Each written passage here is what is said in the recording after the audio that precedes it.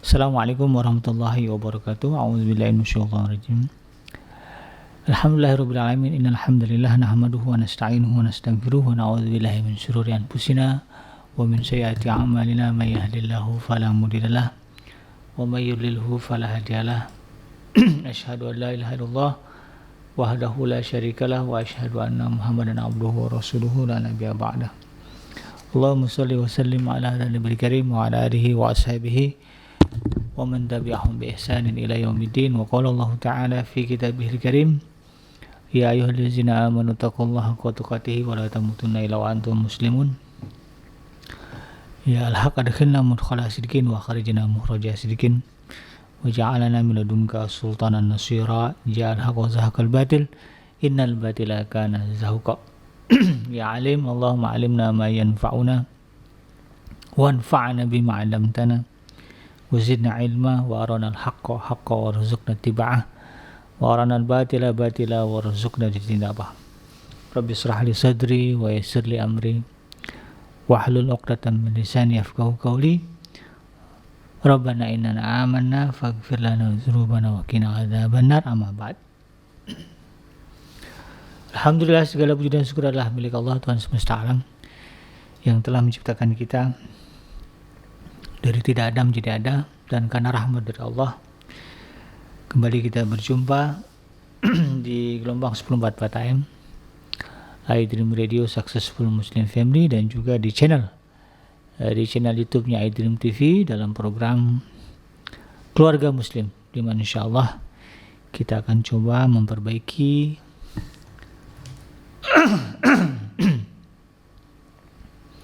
di mana kita akan mencoba memperbaiki kualitas diri kita sebagai seorang muslim dalam keberadaan kita di tengah-tengah keluarga. Karena memang sebagai manusia ya, yang merupakan makhluk sosial, kita tentu mengambil peranan ya di dalam kehidupan kita dalam lingkup keluarga. Ada di antara kita sebagai ayah ya, sebagai istri, sebagai ibu ya, sebagai suami, sebagai mertua, sebagai anak, sebagai ipar ya. Yang itu semuanya tentu memiliki konsekuensi ya, dan risiko yang berbeda-beda. Dan yang paling jelas adalah bahwa kita semuanya akan berhadapan dengan mahkamahnya Allah Subhanahu wa taala. Ketika kita berinteraksi dengan orang-orang yang ada di sekitar kita, maka segalanya nanti akan mendatangkan catatan-catatan. Nah, itu ya.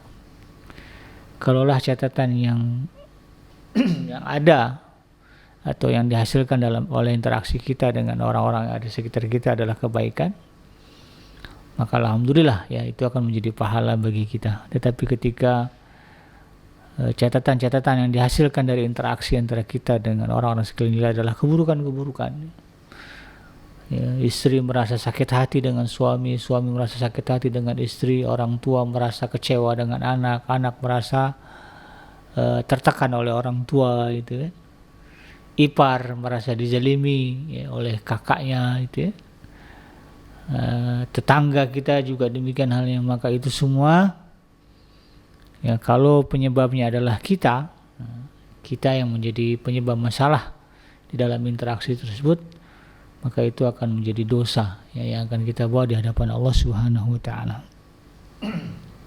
Tentu kita tidak ingin ketika hari di mana kebaikan dan keburukan kita ditimbang ya, yang berat adalah keburukan kita ya, nauzubillah, jangan sampai. Justru yang kita inginkan yang berat ya, dalam mizan nanti adalah timbangan kebaikan kita. Untuk itu kita coba ya pelajari ya, bagaimana seharusnya kita menjadi bagian dari anggota keluarga yang ya bisa menyelamatkan ya, di dunia dan di akhirat. Tidak lupa kita baca salawat dan salam kepada qudwa hasanah kita, yaitu Rasulullah sallallahu alaihi wasallam. Allahumma shalli ala sayyidina Muhammad wa ala ali sayyidina Muhammad. Assalamualaikum ayuhan nabi warahmatullahi wabarakatuh. Semoga Allah kita terima ya salawat dan salam yang kita baca mobil khusus ya dilimpah curahkan kepada Nabi kita Muhammad SAW dan juga para nabi dan para rasul yang lain ya yang diutus oleh Allah sebelum Rasulullah Muhammad SAW. Sahabat hadirin yang dirahmati Allah dimanapun Anda berada, melanjutkan kajian kita dalam keluarga muslim ya. Izinkan saya mengangkat tema pada hari ini, mengasah ya, kepekaan hati dalam keluarga ya, mengasah kepekaan hati di dalam keluarga. Sebagaimana yang kita ketahui bahwa gerak-gerik kita manusia ini dikendalikan ya, atau disetir ya, oleh satu bagian tubuh kita ya, atau satu bagian dari diri kita yang disebut dengan hati ya. Hati dalam konteks jiwa ya, karena kalau hati yang dalam konteks fisik liver ya itu masih dalam kajian ya, apakah itu yang dimaksud hati ya, yang kita sebut dalam kalimat sehari-hari kita, hati-hati ya, aku punya hati, aku sakit hati. Apakah orang sakit hati itu levelnya sakit? Kan tidak ya. Jadi ini yang kemudian menjadi pembahasan. Tapi dalam bahasa Al-Quran ya, hati yaitu kalimat hati yang biasa kita ucapkan diterjemahkan dengan kalimat kalbun ya, atau kalb ya. Nah ini merupakan bagian dari tubuh kita yang boleh dikatakan menjadi raja ya. Raja yang mengendalikan segala aktivitas ya, segala tindak tanduk tingkah laku dalam kehidupan kita. Apa yang keluar dari lisan kita sepenuhnya dikendalikan oleh hati kita. Apa yang dikerjakan tangan kita sepenuhnya dikendalikan oleh hati kita. Apa yang kita lihat, apa yang kita dengar semuanya dikendalikan oleh hati kita. Makanya kemudian di dalam sebuah hadis ya, Rasulullah SAW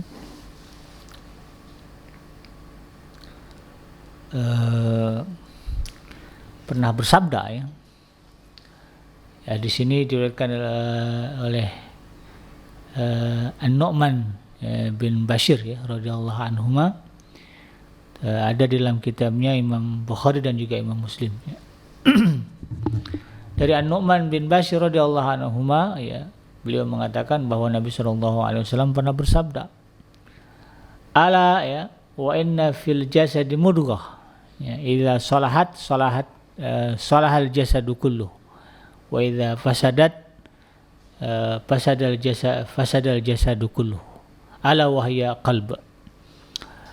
Kata Rasulullah SAW, ingatlah bahwa di dalam jasad manusia itu ada yang namanya mudghah. Mudghah itu diterjemahkan di dalam bahasa kita segumpal daging atau segumpal darah juga boleh. Ya. Atau ada satu potong ya. Ya. Ada satu ketul ada segumpal daging yang disifati oleh Rasulullah SAW, idza salahat, kalaulah segumpal daging itu baik ya, memiliki sifat yang baik, keadaan yang baik, kondisi yang baik, maka kemudian Rasulullah katakan salahal jasadu kulluh maka baiklah seluruh jasadnya. Ya, kemudian sebaliknya wa idza fasadat, apabila segumpal daging itu rusak, sakit ya, atau katakanlah rapuh gitu ya, maka kemudian kata Rasulullah SAW, fasadal jasadu kulluh, maka rusaklah ya, semua anggota tubuhnya. Apa yang dimaksud oleh Rasulullah SAW dari segumpal daging itu, dari mudghah itu? Rasulullah mengatakan ala wahyal qalb, dan itu ya segumpal darah yang dimaksud Rasulullah SAW yang pengaruhnya begitu besar terhadap diri kita seutuhnya, Rasul sebut adalah qalbun ya, qalb. Nah, fungsi hati itu sendiri ya di dalam apa yang Allah Subhanahu wa taala firmankan, ya. Kenapa Allah Subhanahu wa taala menciptakan bagi kita, ya, bagi kita manusia ini apa yang disebut dengan qalbun, ya, atau hati. Di dalam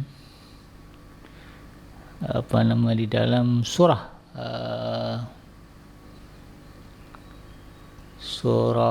Al-Imran kalau nggak salah, ya, surah Al-A'raf, saya agak lupa, ya. Disebutkan, ya, di situ bahwa walaqad dzara'na li jahannama katsiran minal jinni wal insi. Kata Allah Subhanahu wa taala, kami ciptakan, ya, kebanyakan penghuni neraka jahanam itu adalah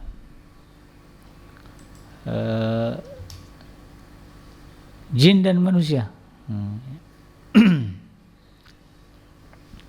Ya, walaqad dzara'na li jahannama katsiran minal jinni wal insi. Jadi penghuni neraka itu kata Allah Subhanahu wa taala adalah jin dan manusia. Ini sebagaimana yang disebutkan di dalam surah Al-A'raf, ya, ayat yang ke-179. Ya, kita lihat ayatnya 179. Saya khawatir salah, ya, jadi harus dicek dulu. Di dalam ayat ini Allah Subhanahu wa taala menegaskan, ya, walaqad dzara'na li jahannama katsiran minal jinni wal ins. Sungguh kata Allah Subhanahu wa taala, kami benar-benar telah menciptakan banyak dari kalangan jin dan manusia untuk menghuni atau memasuki atau tinggal ke dalam neraka jahanam. Apa yang menjadi persoalan, apa yang menjadi penyebab mereka masuk ke dalam neraka jahanam, ya, Allah jabarkan lahum qulubun, bagi mereka punya hati, punya qalb, ya, la yafqahuna biha, tetapi tidak digunakan untuk memahami, tidak digunakan untuk memahami ayat-ayat Allah. Walahum a'yunun la yubsiruna biha, mereka punya telinga, mereka punya mata, ya. Mereka punya mata, la yubsiruna biha, tapi enggak dipakai untuk melihat ayat-ayat Allah. Walahum adzanun, bagi mereka juga punya telinga, punya pendengaran, la yasma'una biha, tapi tidak digunakan untuk mendengar ayat Allah. Maka posisi mereka, ya, Allah sebut sebagai ulaika kal an'am bal hum adall. Mereka itu seperti binatang ternak, bahkan lebih buruk lagi dari binatang ternak. Kalau binatang ternak dagingnya bisa dimakan, ya, bisa dikorbankan. Datang bulan haji begitu, ya, binatang ternak itu bisa kita persembahkan kepada Allah Subhanahu wa taala. Kalau manusia yang modelnya begini, yang hati, telinga, pendengarannya, ya, hanya berpaling dari Allah, ya, menjadi kafir, nggak bisa dikorbanin. Nggak ada orang memakan daging orang gitu, ya. Jadi balhum Allah, mereka lebih hina, lebih sesat daripada binatang ternak. Ya. Ulaika humul ghafilun, yang mereka adalah orang-orang yang lalai. Jadi Allah Subhanahu wa taala menganugerahkan kita hati, tujuan utamanya adalah agar kita peka, agar kita sensitif, agar kita berusaha memahami apa yang ada di sekeliling kita, yang dan pada akhirnya kemudian, ya, mengacu kepada bagaimana kita bisa mendapatkan ridhonya Allah Subhanahu wa taala, ya. Makanya ada ayat yang menyebutkan dalam surah Al-Baqarah, ya, wa minan nasi may yasri nafsahu libtiga amradatillah. Ada di antara manusia, kata Allah Subhanahu wa taala, yang rela mengorbankan dirinya, ya, termasuk perasaannya gitu, ya, libtiga amradatillah, untuk mencari keridhaan Allah Subhanahu wa taala. Jadi Allah anugerahkan kepada kita hati, agar kemudian hati ini kita gunakan untuk mencari keridhaan Allah Subhanahu wa taala. Nah, disinilah kemudian, ya, sahabat Adrim yang dirahmati Allah, kita harus paham ya bagaimana kemudian kita bisa menata hati ya, dalam konteks kita sebagai bagian dari anggota keluarga. Kita sebagai istri, sebagai suami harus paham bagaimana memposisikan hati kita dalam posisi sebagai itu tadi ya, sebagai anggota keluarga.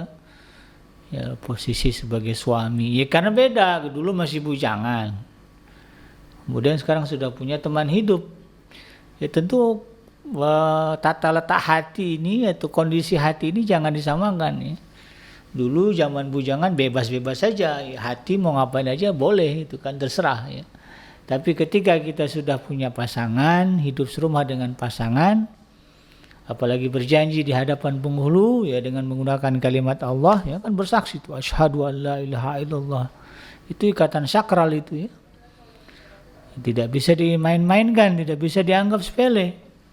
Kita saksikan ya ikatan pernikahan kita di hadapan Allah Subhanahu wa taala dengan kalimat suci gitu kan.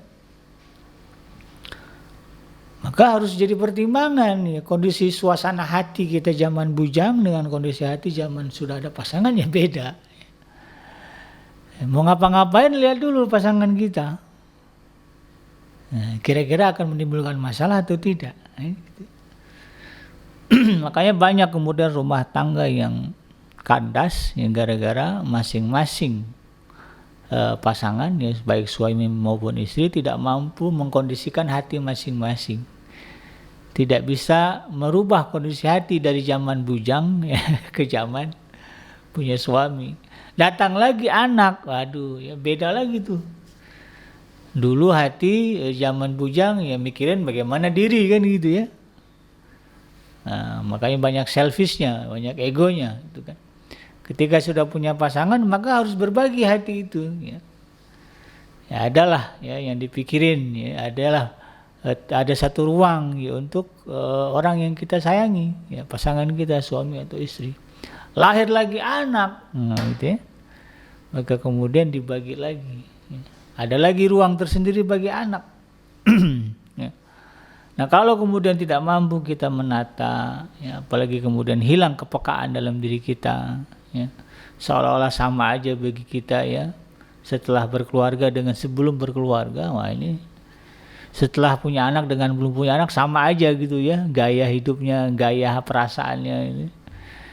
Nah ini akan menimbulkan masalah di dalam rumah tangga ya. Wajar jika kemudian ujungnya adalah keretakan, pertengkaran ya. Perpecahan ya pada akhirnya kemudian perceraian. Oleh karena itu kemudian kita harus pahami bagaimana pentingnya kita betul-betul memperhatikan kualitas penataan hati kita. Kadang-kadang manusia ini sibuk dengan bagaimana menata penampilan fisik gitu ya. Ya, dijaga kecantikannya, ya, ketampanannya ya di depan pasangannya gitu. Tapi kemudian tidak mampu, lupa ya menjaga dan mengelola hati, mempercantik, mempertampan hati. Padahal kalau di dalam sebuah hadis yang diriwayatkan oleh Imam Muslim radhiyallahu anhu ya. Imam Muslim ya. Di nomor hadis yang ke 2564 an Abi Hurairah radhiyallahu anhu ya, dari Abu Hurairah radhiyallahu anhu ya. Qala ya dia berkata qala Rasulullah sallallahu alaihi wasallam ya telah berkata Rasulullah sallallahu alaihi wasallam ini kata Abu Hurairah ya. Innallaha la yanzuru ila suwarikum wa amwalikum. Kata Rasulullah sallallahu alaihi wasallam sesungguhnya Allah tidak melihat dan tidak menilai maksudnya di sini ya. Bukan artinya Allah enggak lihat ya, tapi Allah tidak menilai. Ila suwarikum apa yang tampak dari penampilan jasadmu. Wa amwalikum itu dari banyaknya harta yang kalian miliki. Walakin tetapi yanzuru ila qulubikum wa amalikum, tetapi Allah itu menilai dan memperhatikan apa yang ada ya, kondisi hati kita wa amalikum dan juga apa yang kita lakukan. Nah, karena sinkron antara hati dengan perbuatan. Amal kita itu ditentukan oleh hati kita. Ini Allah lihat. Ya.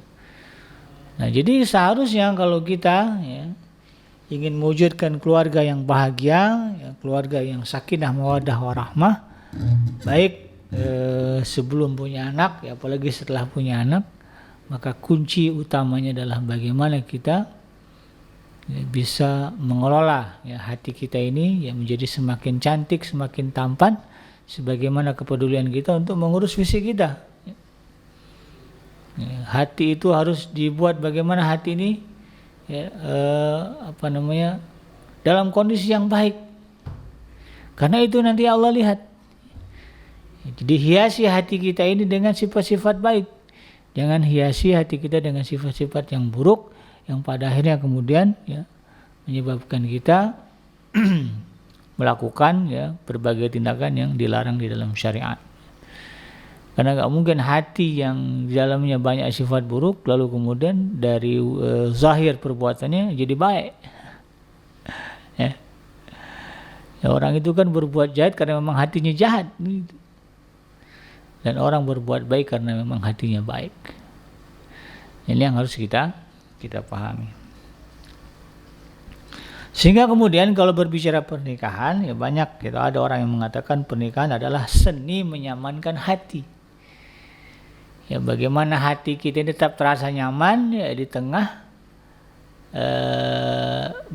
di tengah keberadaan keluarga kita. Ya, bagaimana hati seorang istri ya bisa nyaman ya ketika berada di depan mertuanya. Karena kan sekarang ini banyak ya kasus-kasus perceraian yang katanya ya disebabkan oleh interaksi yang kurang harmonis antara menantu dan mertua. Ada menantu-menantu yang komplain ya dengan sikap mertua, lalu kemudian dia tuntut suaminya, bahkan sampai ada yang pada akhirnya mengatakan pilih ya, pilih mana itu ya, pilih aku atau ibumu ya, dalam begitu ya. Nah, ini tentu kita tidak menghendaki hal ini terjadi. Sehingga ya ini harus dipahami ya, bagaimana kita bisa menyamankan kondisi hati di tengah posisi kita di dalam keluarga. Ya, karena ada perubahan situasi dan kondisi setelah menikah dengan sebelum menikah. Nah, tadinya sebelum nikah ya tinggal dengan orang tua, tinggal dengan adik kandung, kakak kandung, ya, dalam kebersamaan gitu ya, dengan konsep hidup yang jelas ya. Tapi kemudian setelah menikah kondisi macam-macam tuh, ada yang kemudian memutuskan untuk hidup mandiri ya, terpisah dari orang tua ya, beli rumah sendiri atau ngontrak begitu ya, tinggal berdua ya. Ya, tentu kan ada perubahan kondisi. Biasanya di rumah dilayani oleh orang tua, ya, sepenuhnya. Kadang-kadang ada pembantu, ya begitu kemudian ada istri, ya punya bertekad nggak usah pakai pembantu misalnya, ya kita berdua aja ya mengerjakan segala sesuatunya. Mulai itu kan ada tanggung jawab. Ya, tadinya serba disediakan, sekarang ya belajar saling menyediakan. Ya, kalau kemudian itu tidak ditata dengan baik, ya, hatinya, perasaannya, maka akan menimbulkan gesekan. Ya. Dan inilah ya yang menyebabkan kemudian terjadinya fluktuasi masalah. Ya. Ada kalanya masalah muncul, ada kalanya tidak, gitu ya. Ya. Kadang-kadang bisa menyebabkan naik turunnya tekanan batin. Ya. Dulu perasaan ketika belum nikah nggak pernah tertekan gitu ya, karena semuanya sudah dilayani, dibereskan oleh ibu kita, oleh ayah kita misalnya ya, oleh keluarga abang saudara kita. Begitu menikah, terpisah dari keluarga, ya membentuk keluarga sendiri, wah, ternyata tanggung jawab banyak, gitu ya. Sehingga kemudian menimbulkan tekanan batin. Bahkan tidak sedikit ya yang kemudian menimbulkan juga naik surutnya iman. Dulu sebelum nikah gitu ya, bisa ngaji ke sana kemari gitu ya. Bisa rajin ibadah ya, banyak waktu luang untuk kemudian beribadah, berzikir gitu ya. Salat tahajud, salat malam gitu. Begitu sudah nikah, ya, mau sholat suami minta, ya. Minta jatah itu ya. Akhirnya malas mandi, bablas sholat tahajudnya gitu kan. Ya. Dulu ya sebelum nikah bisa ngaji ke sana kemari, begitu setelah nikah suami berpesan jangan kemana-mana, ya. Di rumah aja. Nah, udah beda lagi ceritanya kan. Sehingga kemudian tidak jarang ya ada yang merasakan kok setelah nikah kualitas ibadah saya turun gitu ya. Nah, ini yang kemudian terjadi dan menjadi sebuah bagian dari kehidupan kita.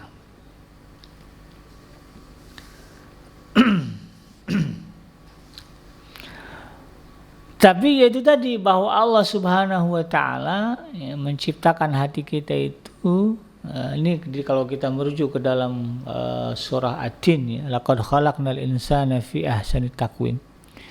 Kami telah menjadikan manusia dalam bentuk yang sebaik-baiknya, termasuk juga apa yang disebut dengan kalbun atau hati. Jadi hati manusia ini itu adalah satu makhluk, satu benda ya, atau satu komponen dalam diri kita yang unik. Ya. Uniknya itu apa? Ya, kadang-kadang hati kita inilah yang menjadi sumber kekuatan untuk kemudian tidak menyerah pada keadaan. Dan kadang-kadang hati ini juga menjadi penyakit ya, di tengah kesenangan yang ada. Berapa banyak orang yang secara fisik ya bergelimang harta, ya, tetapi kemudian hatinya tertekan, tidak bahagia. Tapi berapa banyak orang yang kemudian hidupnya kekurangan, ya, bahkan nggak tahu nih besok mau makan apa, tetapi happy, bahagia gitu kan, dengan keadaannya sekarang. Ya, itu uniknya hati itu di situ. Nah ini yang kemudian kita harus pahami. Nah kuncinya di mana? Kuncinya bagaimana kemudian kita mengelola hati itu, memanage itu. Nah, disinilah pentingnya kemudian kita berusaha untuk melatih, mengasah ya kepekaan hati di dalam diri kita. Ya. Karena semakin peka hati kita, ya, peka dalam beragama, ya, peka di dalam merasakan perasaan orang yang ada di sekeliling kita, ya, peka dengan situasi dan kondisi, maka insya Allah akan membuat kita menjadi pribadi yang semakin baik, ya. Pribadi yang menyenangkan. Tapi sebaliknya ketika hati kita tidak peka, maka kita akan dicap oleh orang lain sebagai orang yang egois, sebagai orang yang tidak punya perasaan. Nah ini kadang-kadang kan kalau bertengkar ya, suami dengan istri, tadi ujung-ujungnya ngomong gitu, kamu punya perasaan gak sih? Nah, kamu nggak tahu perasaanku ya? Itu kan mainnya di situ. Sumber kalimat itu, sumber perpecahan itu adalah karena ya di antara anggota keluarga ada yang kemudian tidak memiliki kepekaan hati, atau hatinya kurang peka dengan keadaan orang-orang yang ada sekelilingnya. Dan jangan salah ya sahabat Adrim yang dirahmati Allah ya, kunci keselamatan seorang manusia nanti ya, di hadapan Allah Subhanahu wa taala adalah kepekaan hatinya, ya, kebaikan hatinya, sebagaimana Allah sebutkan di dalam surah Asy-Syu'ara ya, ayat yang ke-88 dan ayat yang ke-89. Ya a'udzubillahi minasyaitonirrajim.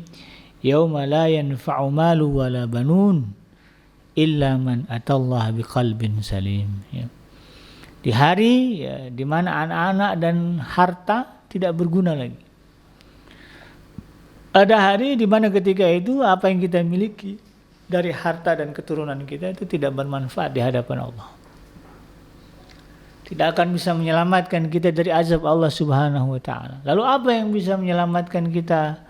Apa yang bisa menjadi sesuatu yang dipandang oleh Allah Subhanahu wa taala?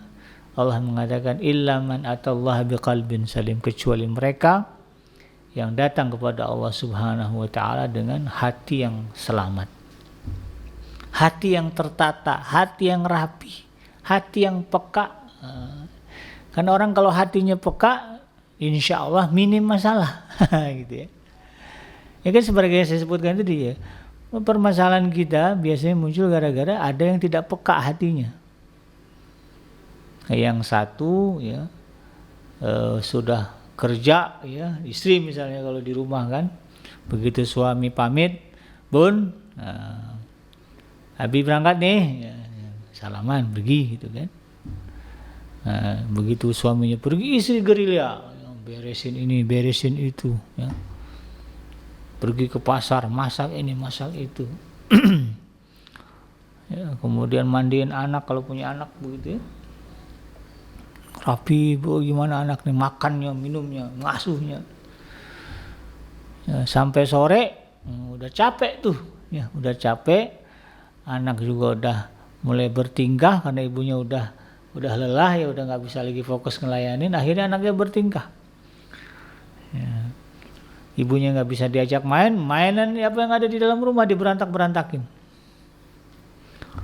Ya, begitu suaminya pulang lihat istrinya lagi rebahan. Rebahan setengah tiduran gitu kan, rumah berantakan, wah, langsung ceramah marah-marah gitu ya. Kamu nih gimana sih jadi istri ya, kerjanya mau tidur-tiduran aja, lihat nih rumah berantakan, nggak diberesin gitu kan. Padahal istrinya begitu kan, dari pagi sudah berjuang gitu, agar kemudian kondisi rumah itu tetap rapi. Maka yang terjadi apa? Ya, istri sakit hati, nah, muncullah pertengkaran, adalah perasaan sakit hati, tertekan, ya, tidak dihargai, gitu kan. Kenapa puncak biang itu suaminya nggak paham, nggak kebayang sama suaminya begitu dia pergi, gitu kan, istrinya ini yang dikerjain banyak, ya, yang mau apalagi kalau udah punya anak, gitu ya, jaga anak itu bukannya enak begitu. Karena bisa bikinnya aja gitu kan, begitu jaganya susah gitu. Jaga anak itu bukannya enak, apalagi kalau anaknya dalam tanda kutip agak bandel dikit. Uji dengan anak itu luar biasa. Kalau suami nggak peka, yang ngelihat istri nggak nyambung sedikit, suruh bikinin kopi lambat, ya. Kalau suami nggak peka marah, tapi kalau suami peka sadar.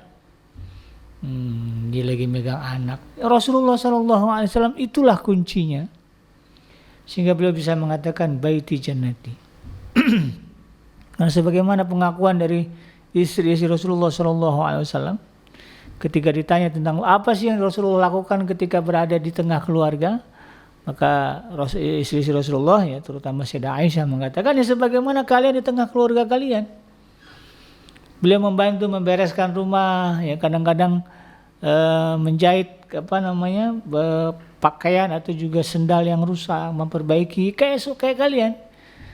Ya kalau di rumah zaman sekarang itu air mampet suami yang ngerjain itu kan, genteng bocor suami yang naik. Rasulullah itu menunjukkan kepekaan hati yang dimiliki oleh Rasulullah. Bahkan pernah satu ketika beliau pulang terlambat ya, malam-malam karena ada urusan, lalu kemudian diketuk pintunya, ya, kalau nggak salah itu di rumahnya Sayyidah Aisyah ya. Diketuk pintu, assalamualaikum 3 kali nggak ada yang jawab. Rasulullah bukan yang gedor-gedor, ya, tapi dia gelar serban di depan pintu, lalu kemudian beliau berbaring tidur di situ. Ya, tengah malam Sayyidah Aisyah terbangun, Rasulullah nggak ada. Dia coba buka pintu, Rasulullah tidur di depan. Nah, ini menunjukkan bagaimana pekanya hati Rasulullah SAW. Bahkan ketika Sayyidah Aisyah marah-marah, uring-uringan gitu kan, karena ada rasa cemburu yang tidak bisa dia kawal, ya, sampai pernah beliau membanting piring gitu ya, pecah. Ya Rasulullah senyum saja ya, dan mengatakan kepada khadimnya, ibu kalian sedang marah. Jadi beliau tahu apa yang dirasakan oleh istrinya itu. Nah, ini kadang-kadang para suami di zaman sekarang ini yang kurang, ini yang tidak ada di dalam hati, sehingga tega membiarkan istri bersama dengan anak setiap hari 24 jam, dari hari Sabtu ketemu hari Sabtu lagi. Padahal istri itu senang banget kalau kemudian suami mau sini, yang kecil sini ini ya, gantian sekarang ayah Abi ya, yang main sama ini, bunda kerjakanlah yang lain. Pada kerjaan rumah banyak, dari mulai nyuci piring, beberes, ya, nyuci baju, gosok baju, ngepel, masak. Ya. Suami hari Sabtu Ahad ya, padahal di rumah. Nah, cuman manggil kopi ya, nonton TV ya, setel apa namanya? SpongeBob gitu. Nonton SpongeBob. Nggak ada kemudian gerak hati untuk kemudian membantu ya, ngepel, nyapu, beberes ya. Atau jemurin kain atau ngangkatin kain, nggak ada. Gini istri kayak gini ya jadinya bete. Padahal istri itu jangan, nggak usah semua diambil, satu bagian aja pekerjaan rumah yang dikerjakan oleh suami rutin ya, menjadi tanggung jawabnya, udah seneng deh. Insya Allah nih bagi suami-suami yang istrinya suka ngomel gitu kan, mungkin gitu ya, terutama yang nggak punya asisten rumah tangga ya, termasuk saya juga nggak punya asisten rumah tangga. Kalau istri suka ngomel-ngomel ya kemungkinan besar ya dia bete dengan kerjaan yang banyak ya, suaminya nggak mau bantu. Ambillah satu bagian ya. Buatlah kesepakatan dengan anggota keluarga. Bun, biarlah urusan cuci piring itu Abi yang buat. Nanti anak-anak kita kasih tugas. Si kakak apa misalnya, si adik apa, sehingga pekerjaan istri di rumah berkurang. Insya Allah itu tidak mengurangi tension dia. Ya. Insya Allah itu mengurangi tekanan batin dia. Ya rutin aja begitu. Dan suami jangan malu tuh kemudian membantu pekerjaan rumah tangga, karena Rasulullah juga begitu. Nabi aja yang mulia mau kok bantu istri ngerjain pekerjaan istri ya. Masa kita ya, yang jauh dari Nabi kemudian gengsi ya, menganggap ini kerjaan perempuan, nggak cocok sama laki-laki, nggak ada ya. Saya punya guru ya, Al-Ustaz Abdul Haidar Al-Asri, nggak malu beliau pergi ke pasar. Ditugaskan oleh istri beliau pergi ke pasar ya. Maka kita para suami jangan gengsi. Ada dulu Gubernur Jawa Barat ya, Ustadz Ahmad Heriawan ya, beliau itu biasa dulu ya sebelum jadi gubernur ya, itu manggil tukang sayur gitu kan ya, belanja sayuran, kadang-kadang ada ibu-ibu komplek gitu ya, beliau tidak masalah gitu, belanja sayur nggak malu gitu, masa bapak-bapak, nggak ada. Itu bagian dari sunnah Rasulullah SAW membantu meringankan pekerjaan istri. Nah ini yang kemudian kita harus pahami. Demikian juga posisi kita sebagai orang tua menghadapi anak-anak kita. Hati ini harus peka. Ketika anak pulang dari sekolah, ya jangan kemudian mudah aja ya memberikan tugas beban begitu kan. Apalagi ini sekarang zamannya banyak les begitu ya. Anak-anak ini kadang-kadang stresnya begitu ya, di sekolah belajar sampai rumah disuruh belajar lah, kapan mainnya. Kadang ada orang tua yang nge-push anaknya, ngedrill anaknya sampai anak merasa di rumah kok nggak enak gitu ya. Karena orang tua yang kurang peka. Ya memang kita ingin anak-anak kita sukses, tapi kita harus sadari mereka udah kita sekolahkan begitu ya. Di sekolah itu dia belajar, pulang ke rumah disuruh belajar lagi, kapan mainnya anak ini. Kecuali kita menganggap sekolah tempat main begitu ya. Anak saya pernah protes tuh, bunda gimana sih, mama gimana sih, sekolah aku belajar loh. Sampai rumah disuruh belajar lagi, malah dibilangnya malas belajar di rumah. Kadang-kadang ada orang tua yang kurang paham, kurang peka, sehingga anak-anak menjadi gelisah di rumah ya. Apalagi kalau sudah punya anak remaja, anak gadis ya. Ya, ada masalah di sekolahnya, ada masalah di kampusnya. Orang tua harus peka dengan perubahan sikap anak. Kadang-kadang anak itu bukan minta dibantuin, dia cuma pengen mau didengerin aja. Dekati anak kita, kalau yang perempuan ya bisa dengan ibunya, ya. Atau kalau didekat dengan ayahnya datang. Mungkin dia mau ngomongin masalah teman lelakinya, ya ayah yang maju. Kenapa? Itu cerita. Sampai dia baru raih mata, udah cukup itu. Insya Allah akan membuat dia menjadi happy. Ya, dia merasa keluarga merupakan tempat terbaik bagi dia untuk menyelesaikan berbagai persoalan. Karena yang harus kita khawatir dari anak-anak kita adalah menganggap di luar rumah lebih menyenangkan dan menjadi tempat bagi dia mencurahkan masalah. Nah, ini nggak boleh. Justru anak-anak kita harus merasakan prinsip home sweet home. Nah, rumah itu enak, rumah itu nyaman. Sehingga kalau kemana-mana ya, kalau pergi kemana-mana nggak mau lama-lama ya rindu dengan rumah. Karena ada banyak sekarang anak-anak yang justru nggak betah di rumah. Nah, ini biang masalahnya. Disinilah kemudian muncul masalah-masalah sosial ya, pergaulan bebas, perzinahan, narkotika, tindakan kriminal. Ya. Karena banyak anak-anak yang merasa rumah bukan tempat yang nyaman bagi dia. Sebetulnya kenyamanan itu bukan masalah besar kecilnya rumah gitu ya. Tapi bagaimana interaksi yang ada di dalam rumah. Kalau di rumah itu dipenuhi oleh orang-orang yang egois, oleh orang-orang yang hatinya tidak peka, ya, yang lebih mengutamakan dirinya, tidak menghargai perasaan orang lain, tidak berusaha memahami perasaan orang lain, maka rumah walaupun besar ya nggak enak. Makanya banyak kan anak-anak orang kaya yang rumahnya besar-besar justru nggak betah di rumah. Ya. Lebih betah di pub, ya, di diskotik, ya, di kafe-kafe, ya, di bar-bar begitu ya. Kadang-kadang di resort-resort, di pantai-pantai, kadang-kadang di kolong jembatan, gitu ya, di semak-semak belukar gitu. Lebih nyaman bagi dia, gitu daripada daripada di rumah yang besar. Jadi bicara kenyamanan rumah bagi anak sebetulnya bukan pada besar kecilnya rumah, tapi bagaimana orang-orang yang ada di dalam rumah punya punya kepekaan hati. Ya kalau masalah besar kecilnya bisa disiasati lah gitu ya, walaupun rumahnya sempit katakanlah itu.